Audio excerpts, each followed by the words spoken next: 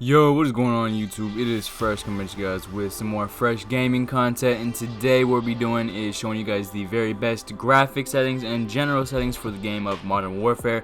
So without further ado, let's go ahead and jump right in the video, you guys.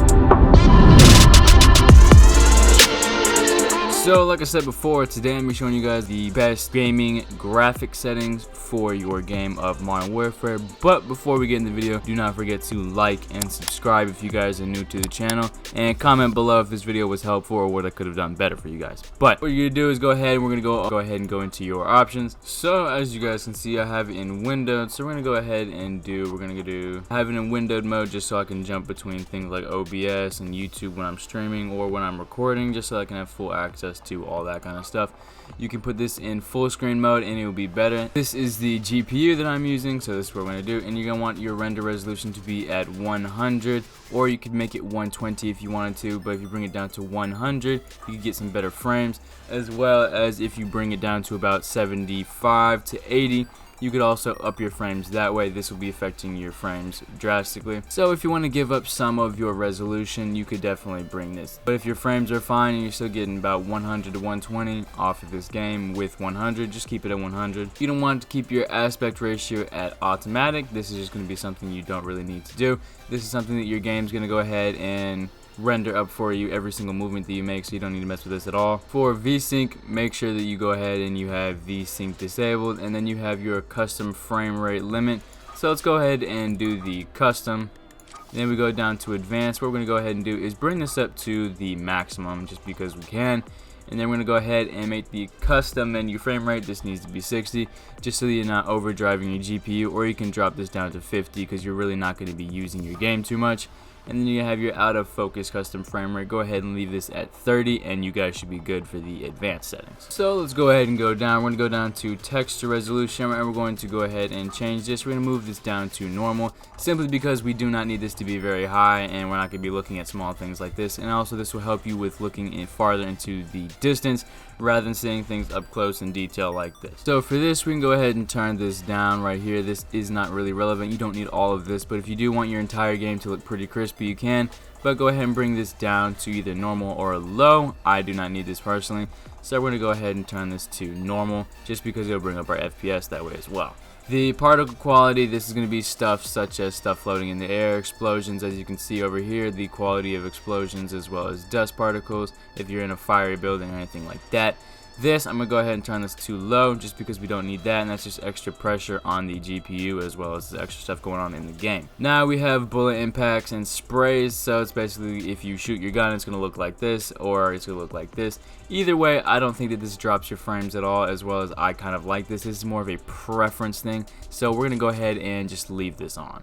So let's go ahead right here, and we're going to go for Tessellation is going to need to be disabled. This is irrelevant, as well as you don't really need it. Your game will be perfectly fine and is literally just making a little bit more of a 3D effect to everything, which while you're getting shot at, I don't think you'll be looking at very often at the ground. So nextly we have the shadow map resolution, which as you can see, it'll be the resolution of the shadows, how sharp they are and how colorful they actually going to turn out to be. If you want this, you can have it just to make your map look better. For things like montages and stuff like that, you can go ahead and change these settings back to be as much as you want if you go into replay mode. But for gameplay, we're going to go ahead and put this to low, and you're going to want the cache spot shadows. You're going to go ahead and enable this, as well as we're going to enable the cache sun shadows.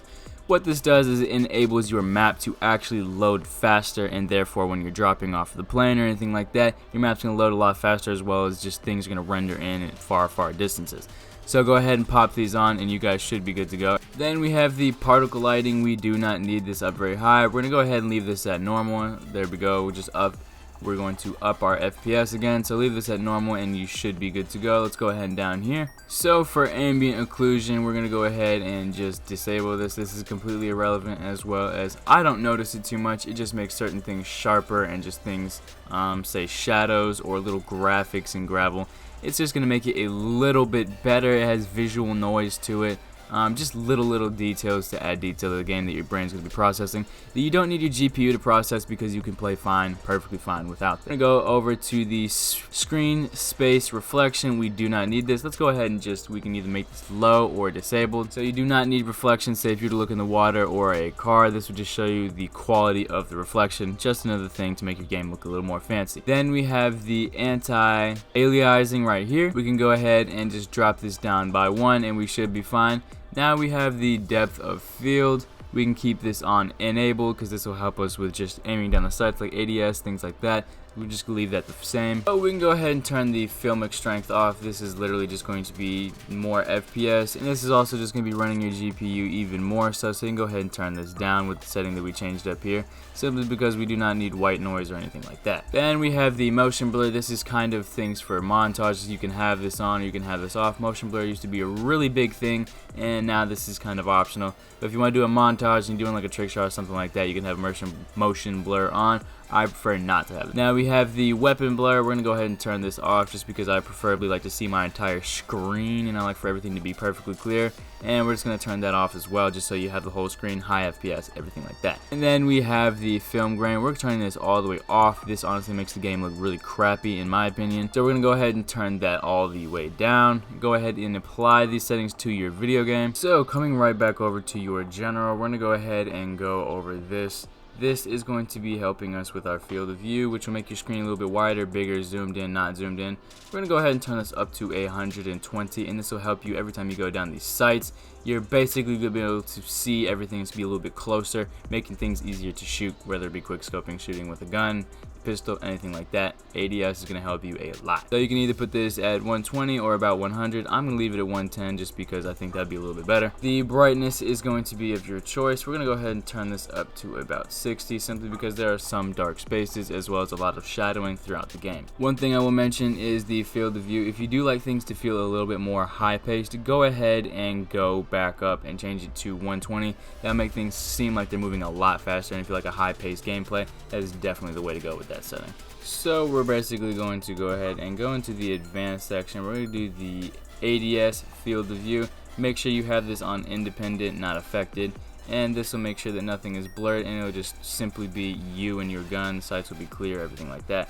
Independent aiming down the sights is going to be a lot better for you, and it used is a more visual value rather than blurring things out or seeming far away. It makes the target independent, like it says, as well as it's focusing more on that one target rather than having a bunch of noise in the background. As well as just generally speaking about the independent, it'll make things look more viewed in or zoomed in, you could say, as well as it just simply makes targets easier to hit because they are bigger than, rather than just irregular with noise, as well as it's going to be harder to hit the target being far away. This is really the only thing that I would actually change within the general settings, just because this helps you with bigger targets, shooting people and stuff like that. You don't need to change any of these things down here. Kind of going to be just personal preference, as well as the rest of the stuff in the game is going to be all personal preference down here. Colorblind types, all that kind of stuff.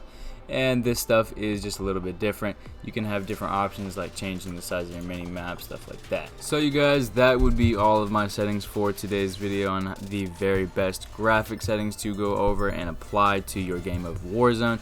If you guys would like to see an audio section as well as the best audio settings for the game of Modern Warfare, Warzone, all that kind of cool stuff, the link will be in the description below, as well as it should pop up in the top right, and it will be the last video at the very end of this video if you just want to click that. 3 different ways to find that video: best audio settings, tracking your enemies, all that kind of cool stuff. Go ahead and check that video out, but I do hope you guys did enjoy this video. If you did, do not forget to subscribe to the channel, comment below what you guys want to see next, and share the video with your friends, help them out, and I will see you guys in the very next fresh video.